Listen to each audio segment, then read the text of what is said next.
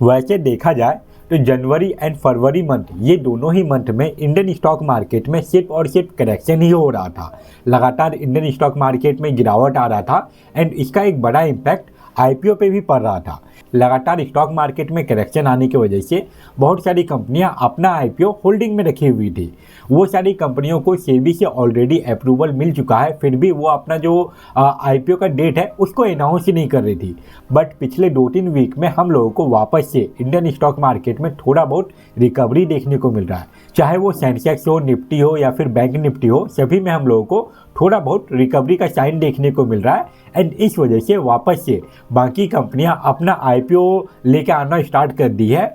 And जब भी Indian stock market में गिरावट आता है उस टाइम पे आपको आईपीओ में लिस्टिंग गेन भी देखने को नहीं मिलेगा। वो सारे आईपीओ के जेएमपी में भी कोई मोमेंटम नहीं होता है। इसी वजह से फरवरी मंथ में जितना भी आईपीओ आया है मोस्ट ऑफ केसेस में वो अपने आईपीओ प्राइस से डिस्काउंट पे ही जाके लिस्ट हुआ है। बट वापस से हम लोगों को जो आईपीओ है उसके जेएमपी में थोड़ा बहुत इंक्रीमेंट देखने को मिल रहा है और उम्मीद है कि आने वाले 1-2 वीक के बाद से सारा कुछ नॉर्मल हो जाएगा। पहले जैसे हम लोगों को आईपीओ में अच्छा खासा लिस्टिंग गेन देखने को मिलता था वैसा ही कंडीशन आपको वापस से देखने को मिल सकता है। एंड आज के इस वीडियो में हम लोग एक एसएमई आईपीओ के बारे में बात करने वाले हैं जिसका की बिडिंग आज ही ओपन होने वाला है एंड वो आईपीओ है डैशको इंफ्राटेक।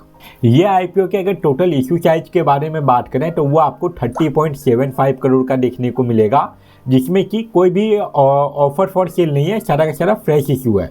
वहीं बात करें ये आईपीओ के प्राइस रेंज के बारे में तो इसका जो अपर कट ऑफ है ये 150 रुपीज़ पर शेयर का रखा गया है एंड इसके एक लॉट में आपको 1000 शेयर मिलेगा। डेट्स मीन अगर आपको ये आईपीओ में अप्लाई करना है तो उसके लिए आपका जो कैपिटल रिक्वायरमेंट है ये 1,50,000 रुपीज़ का कैपिटल रिक्वायरमेंट होगा। किसी भी एसएमई आईपीओ का जो मैक्सिमम लॉट साइज हो सकता है ये 1,50,000 का ही हो सकता है एंड ये अपने मैक्सिमम लॉट साइज पे अपना आईपीओ लेके आ रही है। अगर इसके फेस वैल्यू के बारे में बात करें तो वो 10 रुपीज़ पर शेयर है एंड यहाँ पे ये आईपीओ में रिटेल इन्वेस्टर लोगों के लिए 35% का शेयर रिजर्व है। वहीं अब अगर ये आईपीओ की इंपॉर्टेंट डेट के बारे में बात करें तो जैसा कि मैंने आप लोगों को बताया ये आईपीओ का बिडिंग ओपनिंग डेट आज ही का है, मतलब कि 24 मार्च है एंड 26 मार्च तक आप ये आईपीओ में अप्लाई कर पाएंगे। उसके बाद इस आईपीओ का जो अलॉटमेंट फाइनलाइज किया जाएगा वो 27 मार्च को किया जाएगा। और जो रिफंड है, अगर आपको आईपीओ का अलॉटमेंट नहीं मिलता तो जो रिफंड है वो रिफंड आपको 28 मार्च को देखने को मिल जाएगा। और अगर आपको अलॉटमेंट मिल जाता है तो 28 मार्च को ही जो शेयर है वो आपके डीमैट अकाउंट में ट्रांसफ़र करवा दिया जाएगा।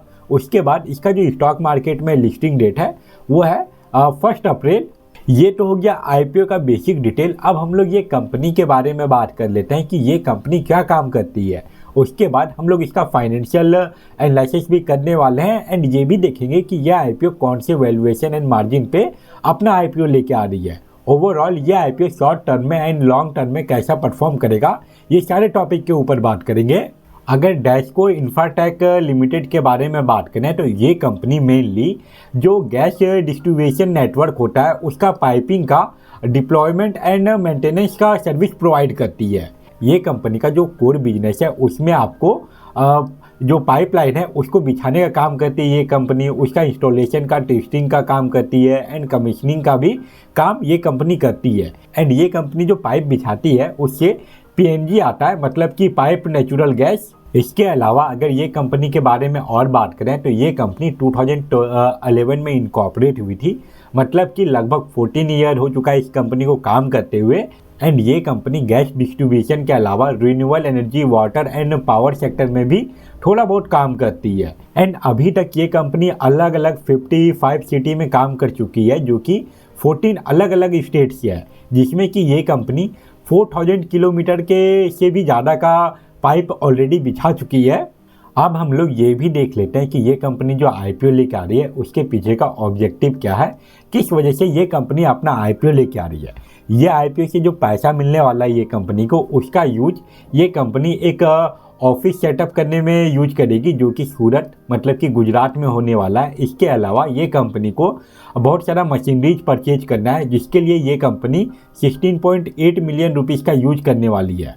साथ ही साथ ये कंपनी को वर्किंग कैपिटल रिक्वायरमेंट का भी ज़रूरत है, जिसके लिए ये कंपनी 180 मिलियन रुपीज़ यूज करेगी। एंड अभी तक ये कंपनी अलग अलग 55 सिटी में काम कर चुकी है, जो कि 14 अलग अलग स्टेट से है, जिसमें कि ये कंपनी 4000 किलोमीटर के से भी ज़्यादा का पाइप ऑलरेडी बिछा चुकी है। अब हम लोग ये भी देख लेते हैं कि ये कंपनी जो आईपीओ लेके आ रही है उसके पीछे का ऑब्जेक्टिव क्या है, किस वजह से ये कंपनी अपना आईपीओ लेके आ रही है। ये आईपीओ से जो पैसा मिलने वाला है ये कंपनी को, ओवरऑल अगर देखा जाए तो जो आईपीओ से पैसा मिलने वाला है उसका एक बड़ा हिस्सा working capital requirement and general corporation work के लिए जाने वाला है। इसके अलावा एक छोटा सा अमाउंट ये कंपनी अपने ऑफिस को सेटअप करने में यूज करेगी एंड मशीनरीज भी ये कंपनी परचेज करने वाली है। ये तो हो गया ये कंपनी का डिटेल। अब चलते हैं हम लोग इसके सबसे इम्पोर्टेंट पार्ट पे, जो कि है ये कंपनी का फाइनेंशियल रिपोर्ट। अगर हम लोग यहाँ पे डैशको इंफ्राटेक का फाइनेंशियल परफॉर्मेंस देखें तो यहाँ पे ये कंपनी जो अपना डाटा प्रोवाइड कर रही है, ये फाइनेंशियल ईयर 2022 से लेके फाइनेंशियल ईयर 2024 तक का कंप्लीट डाटा है।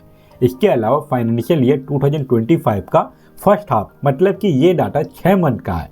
एंड अगर हम लोग ये कंपनी का रेवेन्यू देखें तो 2022 से लेके 2023 के बीच में 10 करोड़ का इंक्रीमेंट हुआ था, बट 2023 से लेकर 2024 के बीच में इसका जो रेवेन्यू है उसमें हम लोगों को कोई भी ज़्यादा बड़ा ग्रोथ देखने को नहीं मिलता। एंड अभी फाइनेंशियल ईयर 2025 के फर्स्ट हाफ में ऑलरेडी ये 22 करोड़ से ज़्यादा का रेवेन्यू जनरेट कर चुकी है। एंड अगर इसका ग्रोथ ऐसा ही रहा 6 मंथ में 22 करोड़ एंड बाकी के 6 मंथ में भी 22 करोड़ होता है, तो ओवरऑल चांसेस है कि ये कंपनी का जो रेवेन्यू आने वाला है ये साल वो आपको 40 से लेके 45 करोड़ के बीच में देखने को मिल जाएगा। वहीं अब अगर बात करें ये कंपनी के नेट इनकम के बारे में तो 2022 में ये कंपनी का नेट इनकम 1 करोड़ से भी कम का था। एंड जैसा कि हम लोग देख पा रहे हैं कि 2022 से लेकर 2023 में इसका जो रेवेन्यू है उसमें हम लोगों को एक इंक्रीमेंट देखने को मिला, तो जाहिर सी बात है इस कंपनी का जो नेट इनकम है उसमें भी हम लोगों को इंक्रीमेंट देखने को मिलेगा। बट सबसे इम्पॉर्टेंट यहाँ पे ये है कि 2023 से लेकर 2024 में इसका जो नेट इनकम है, रेवेन्यू है, उसमें कोई भी ज़्यादा ग्रोथ देखने को नहीं मिला था। लगभग इसका जो रेवेन्यू है वो बराबर का ही था, बट फिर भी ये कंपनी का जो नेट इनकम है उसमें हम लोगों को एक अच्छा इंक्रीमेंट देखने को मिल रहा है। एंड फाइनेंशियल ईयर 2025 के फर्स्ट हाफ में ये कंपनी ऑलरेडी जो पिछले साल का जो इसका नेट इनकम था लगभग उतना नेट इनकम ऑलरेडी जनरेट कर चुकी है। ओवरऑल अगर बात करें ये कंपनी के फाइनेंशियल रिपोर्ट के बारे में तो ये कंपनी का रेवेन्यू ईयरली बेसिस पे काफ़ी स्लो इंक्रीज हो रहा है, बट इसका जो नेट इनकम है उसमें हम लोगों को ईयरली बेसिस पे लगातार एक अच्छा ग्रोथ देखने को मिल रहा है। एंड इसके पीछे का वजह ये हो सकता है कि ये कंपनी का जो प्रॉफिट आफ्टर टैक्स मार्जिन है उसमें इंक्रीमेंट आया होगा। ओवरऑल ये कंपनी का जो नेट इनकम है वो लगातार इंक्रीज हो रहा है एंड इसके वजह से हो सकता है कि ये कंपनी लॉन्ग टर्म में काफ़ी अच्छा परफॉर्म करे। अब हम लोग ये कंपनी का वैल्यूएशन एंड मार्जिन भी देख लेते हैं। तो ये कंपनी का जो EPS होने वाला है वो आपको 7 के अराउंड देखने को मिलेगा एंड इसका जो PE रेशियो है वो आपको 21 से 22 के बीच का देखने को मिलेगा।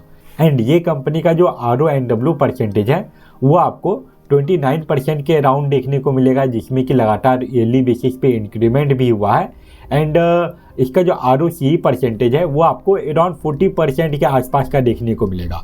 वहीं बात करें ये कंपनी के EBITDA परसेंटेज के बारे में तो इसमें हम लोगों को 2023 से लेकर 2024 के बीच में एक बड़ा इंक्रीमेंट देखने को मिला है, जिस वजह से ये कंपनी का रेवेन्यू में ज़्यादा इंक्रीमेंट नहीं हुआ, फिर भी इसका जो नेट इनकम है उसमें हम लोगों को एक अच्छा ग्रोथ देखने को मिला था।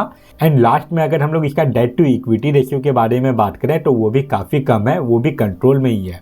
ओवरऑल ये कंपनी का जो वैल्यूएशन एंड मार्जिन है उसमें भी हम लोगों को कोई भी मेजर नेगेटिव पॉइंट देखने को नहीं मिल रहा। जैसा ये IPO का डिटेल है, चाहे वो इसका फाइनेंशियल रिपोर्ट हो या फिर वैल्यूएशन एंड मार्जिन हो, वो सब को देखते हुए ये IPO ठीक ही लग रहा है लॉन्ग टर्म के लिए।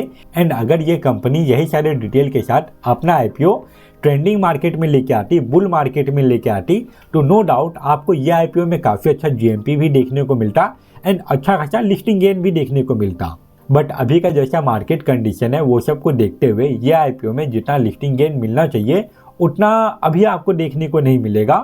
वहीं बात करें ये IPO की GMP के बारे में तो फिलहाल डैशको इंफ्राटेक का जो GMP है वो 20 रुपीज़ का है।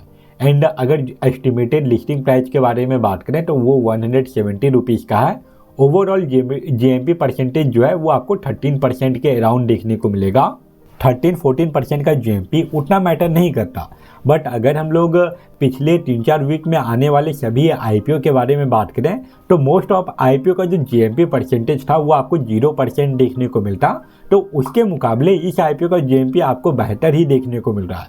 ये IPO में शॉर्ट टर्म में आपको मैक्सिमम 10 से लेकर 25% तक का लिस्टिंग गेन देखने को मिल सकता है।